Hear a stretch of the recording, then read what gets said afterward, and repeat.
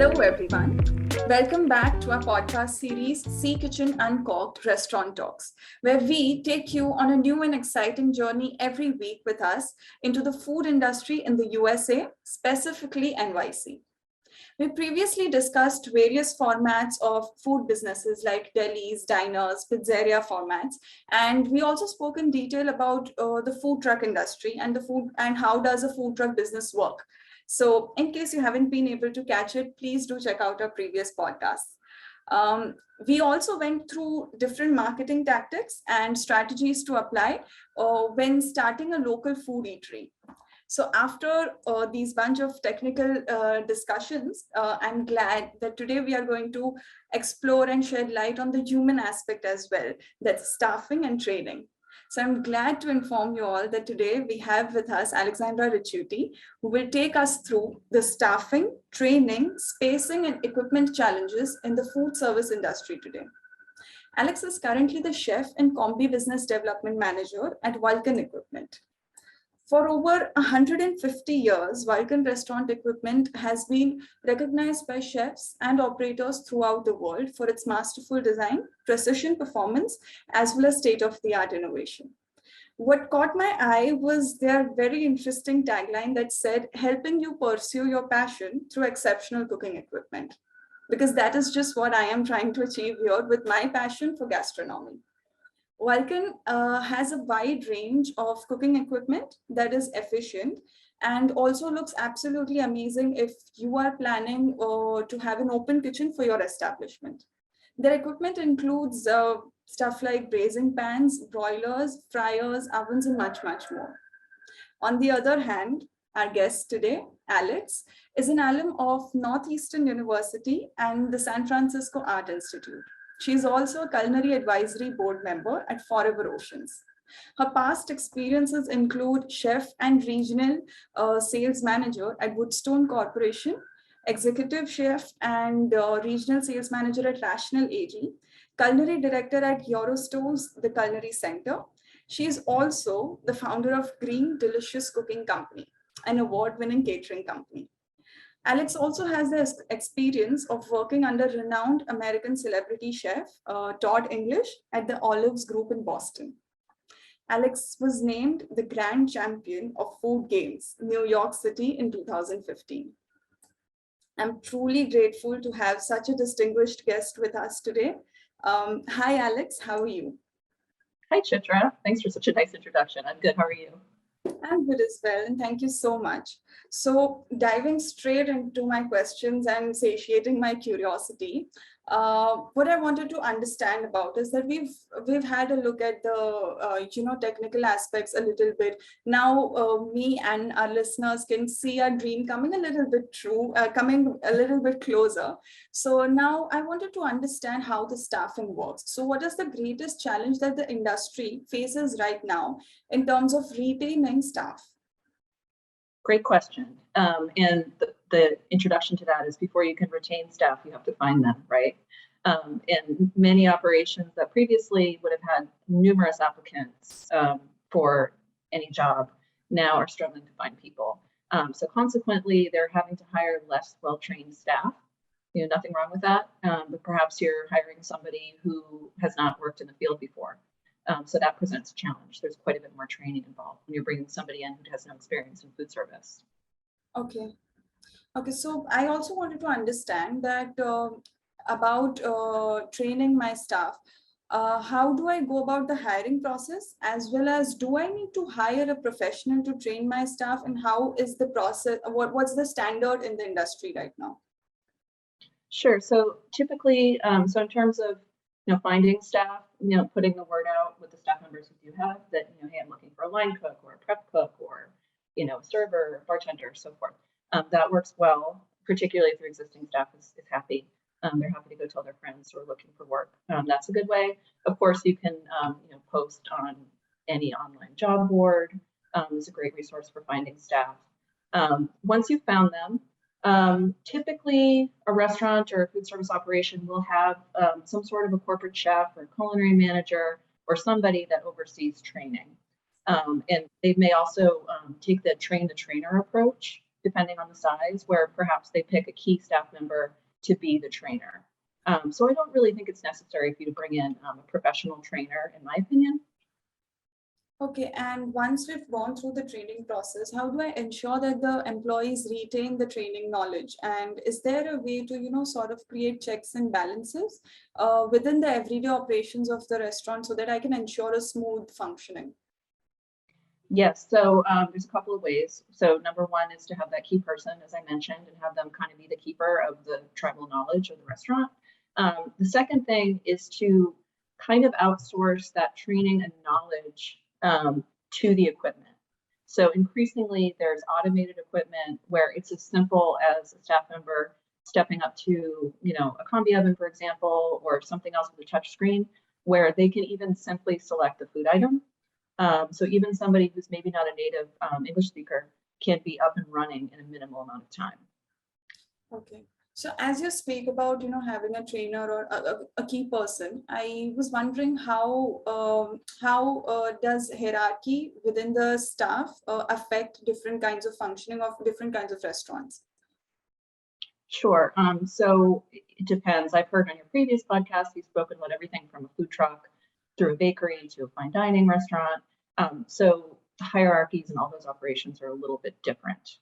But typically you would have, a prep cook, line cooks, a sous chef, if you're talking about fine dining.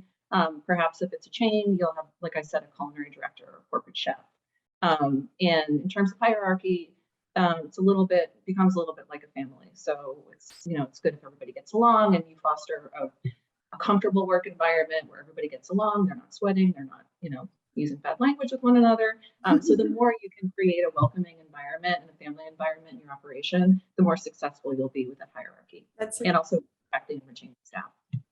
Sorry, that's a great addition to, because I was also going to ask you that how do I ensure that there's a very healthy work environment, because especially given that we are in a post-pandemic period, everyone's very, very conscious about their work culture, the work environment that they are within, they're taking care of one's mental health as well.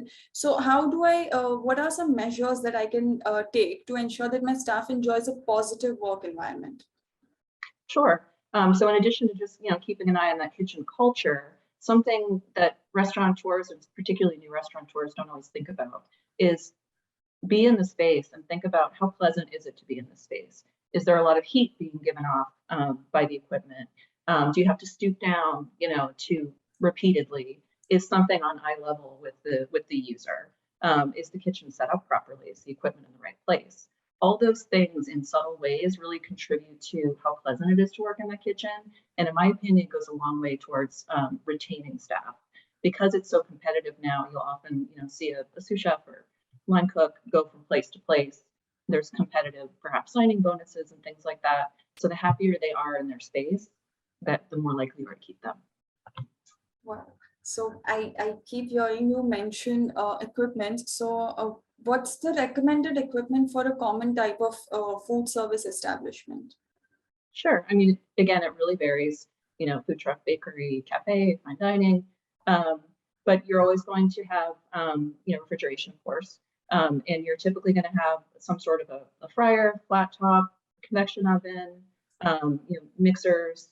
And I think key to operations now is something that's less well known to less experienced restaurateurs, which is a combi oven. So the combi oven can do a little bit of everything. It can kind of fill in where your bottlenecks are.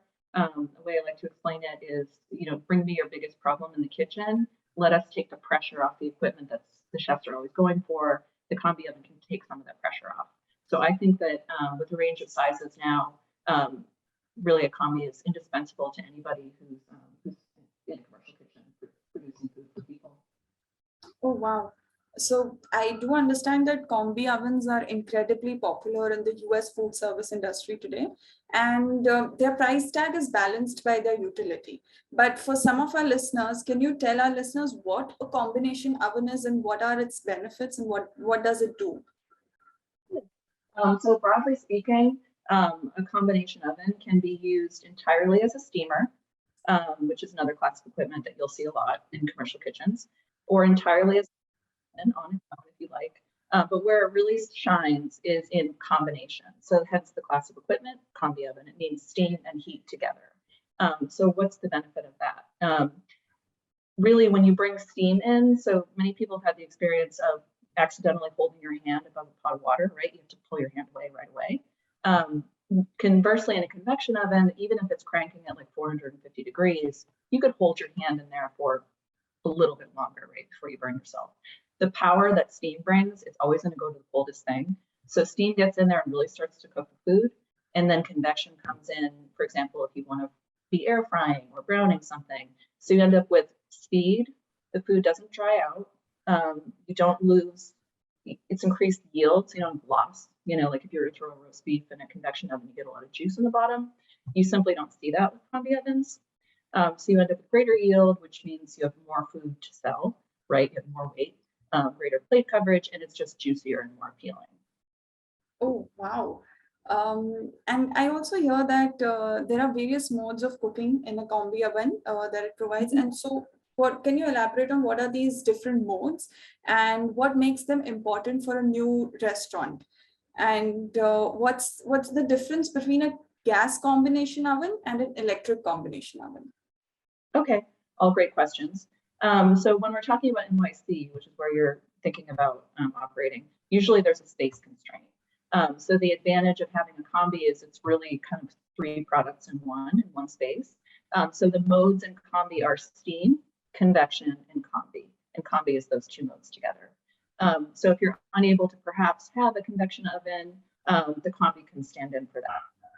They could be stacked as well. So you could be running one combi in convection and one in steam or a combination. So the advantage is really there's almost no food product you can't prepare in a combi. However, obviously Vulcan has a full line of equipment, including convection ovens and steamers. So for the Vulcan combi, we really complete the Vulcan kitchen. It's just a nice addition to whatever equipment you're able to have. And to answer your second question about gas and electric, it really just matters what, there's really no, you can't tell the difference. If you had an electric combi and a gas combi side by side, they operate exactly the same. They have the same speed of preheat, same speed of cooking, and so forth. So it's really just about what you're able to have. So if you have gas in the building, terrific. If you prefer electric, the combi can be electric as well. So between gas and, sorry, I'm so sorry. One more thing, that's okay. When it comes to particularly NYC, the nice thing about an electric combi is it doesn't necessarily have to be under a hood. So for example, with our mini combi, which is very small, but also has great throughput, it has a ventless option. So if you're not able to, if you have to stick it someplace where it's not under the hood to give priority to other pieces of equipment that need to be, that's a nice solution for smaller kitchens or urban kitchens like you're talking about. Understood. And since you mentioned that there's not really any big difference, but as a new person who is trying to venture into the industry, we are certainly at a budget. So is there any one of these options that is more cost effective than the other, or one which is more efficient in the kitchen than the other? Right. There are rebates available, which you should know, for both gas and electric, I believe, in New York City. However, really, so gas is typically, and it depends on the region, gas is typically more expensive to purchase the oven, but can be less expensive to run, plus there are rebates. Electric can be less expensive to purchase, and again, depending on the region, slightly more expensive in terms of energy costs. You also might want to look at whether your equipment is Energy Star certified. That's a nice indication that it's an efficient piece of equipment, and it also leads to some rebates in many regions. Okay, understood. And while I understand that you already mentioned that the type of equipment that I need to purchase varies significantly based on the different type of restaurant or the different type of establishment that I'm looking at. So apart from combination ovens, what are the other most popular items of equipment that you would recommend for a brand new restaurant? Sure. Either griddle or charbroiler is great to have. A fryer is useful if you are doing fried food. For healthier concepts, you could certainly offload that to the combi to do air frying. A steamer is a nice to have as well. And a convection oven is a workhorse.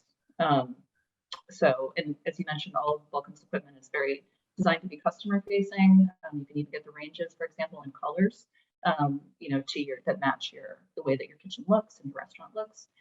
So it's just a matter of what you're going for and what your concept is. This is a great point that it actually comes in different colors so we can match it to our interior. For example, as I mentioned, that if somebody is looking to, have an open kitchen in their establishment, because the idea of an open kitchen really fascinates me. So I think it's a great option to, be able to have equipment which complements your other ideas of the design and the color combination as well. Can you tell me more about the type of equipment that Vulcan particularly manufactures, and how suitable are these appliances, for somebody who's up and coming in the market, and for them to understand how to purchase these equipments or how to use them? Sure. So Vulcan manufactures a full range of cooking equipment. So we have griddles, broilers, fryers, salamanders, cheese melters, steamers. We have a new product, the combi, of course, we talked about. We have a new product as well that's coming out called the Ibex, which is a very revolutionary speed oven. So that's something that people start to see on the market, and we've been showing off at the trade shows like NRA, and we'll be at NAFM. So a speed oven is a nice option as well to think about in an urban kitchen for the throughput. And the Ibex has the advantage of being able to cook from frozen in a very short period of time, as well as cooking fresh foods. So that's something that's new. At Vulcan, when we innovate based on customer need. So we say we go after customer back innovation. If there's a need we see in the market, and speed ovens was one of them, we go and innovate, and that's also the genesis of our development combi. We're responding to what the customers need.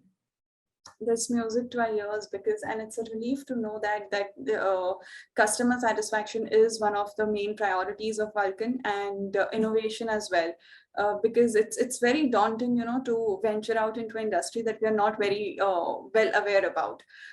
Does Vulcan have any flagship product?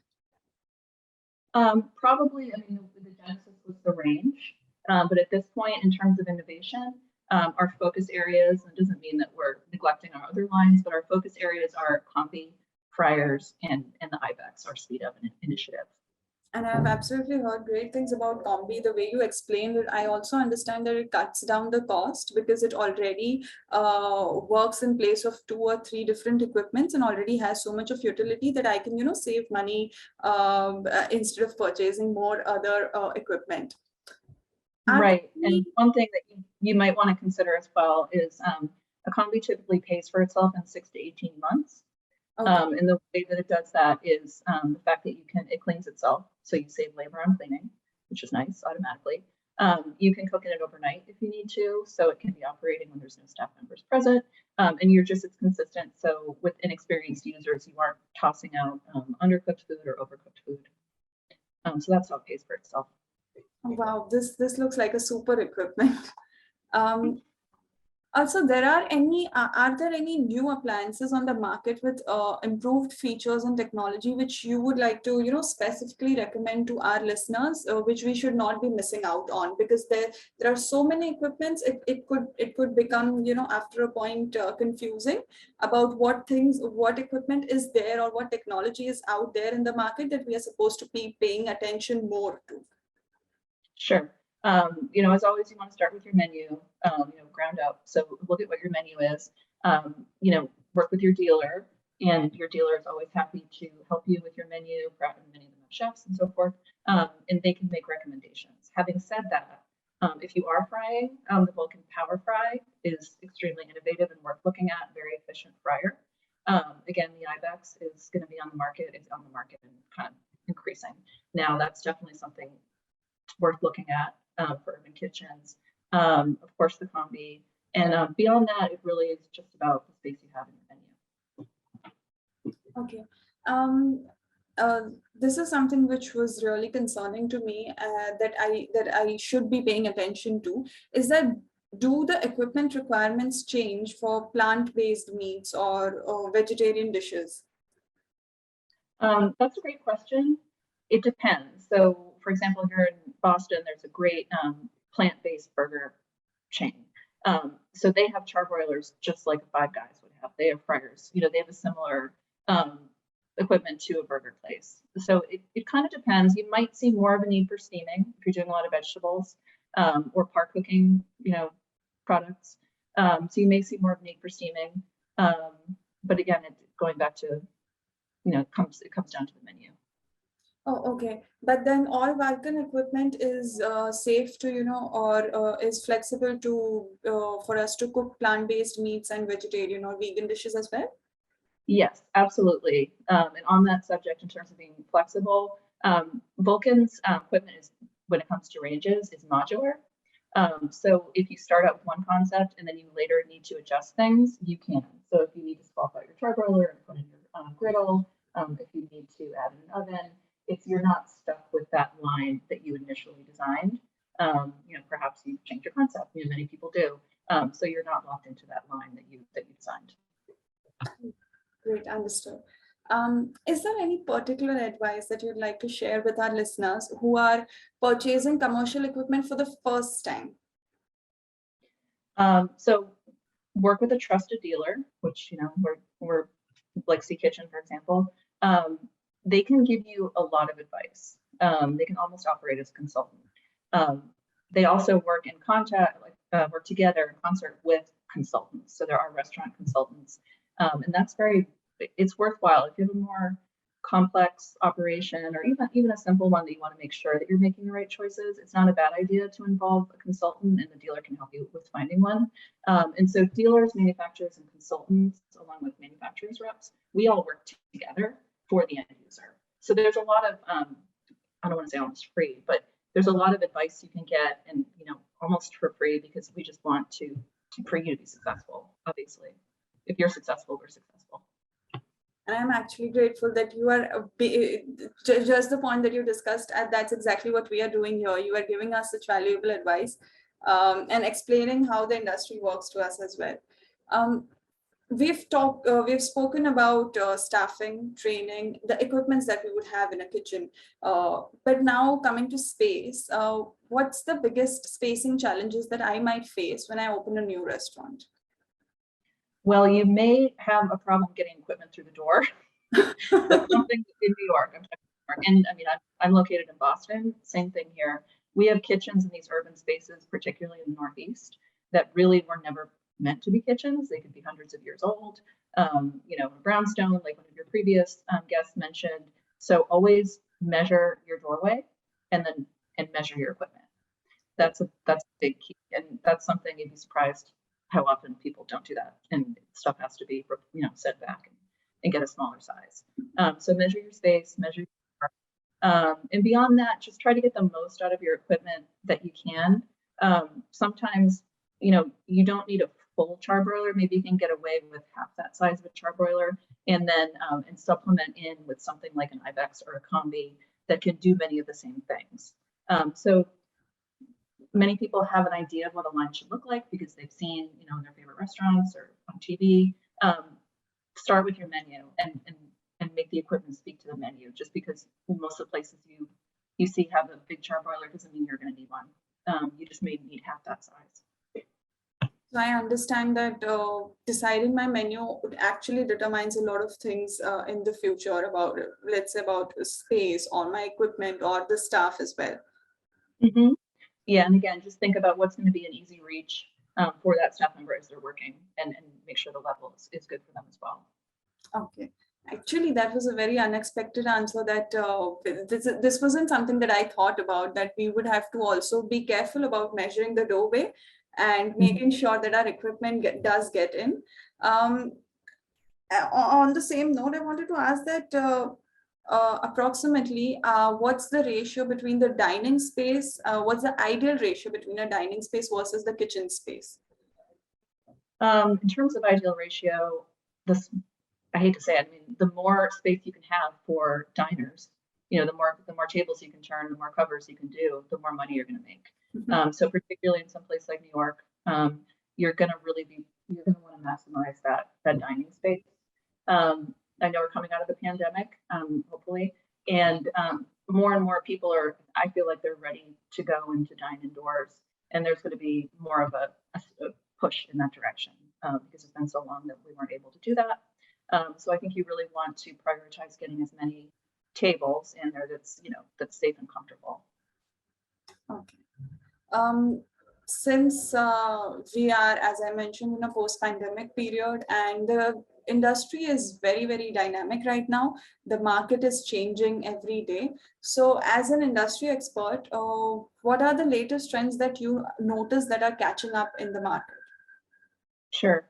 So ghost kitchens are a huge one.